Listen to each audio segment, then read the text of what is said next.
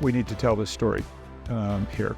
The worst thing government can do is determine winners and losers and tell you what the answer is. And I think what we've seen here today is that industry, the innovation and the drive, you are part of the solution. You've been told sometimes you're the problem.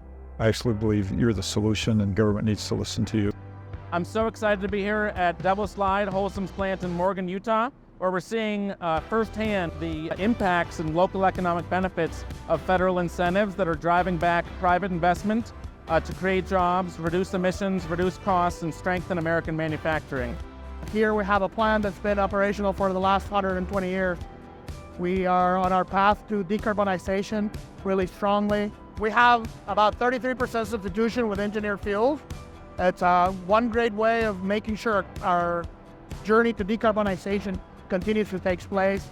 Being here, this is really a key part of when we think of decarbonizing the building sector. It's how we're making the materials, and cement being such a critical component of so many buildings in the US and globally. This to me really is green building in action.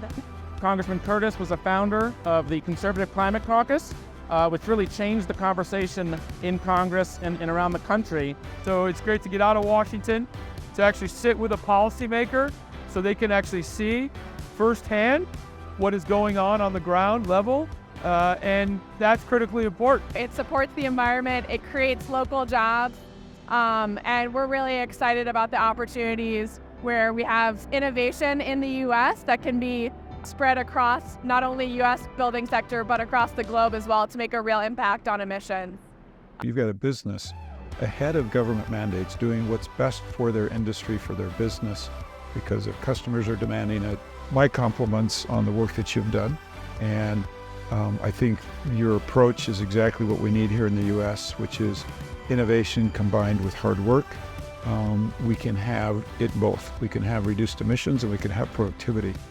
I think the focus that I've seen in the past 3 or 4 years on the cement and concrete industry and on recognizing our collective commitment to sustainability by policymakers, Republicans and Democrats, and the NGO community and economic development folks will allow us to be successful, because we all have to do it together. We will not be successful on our own.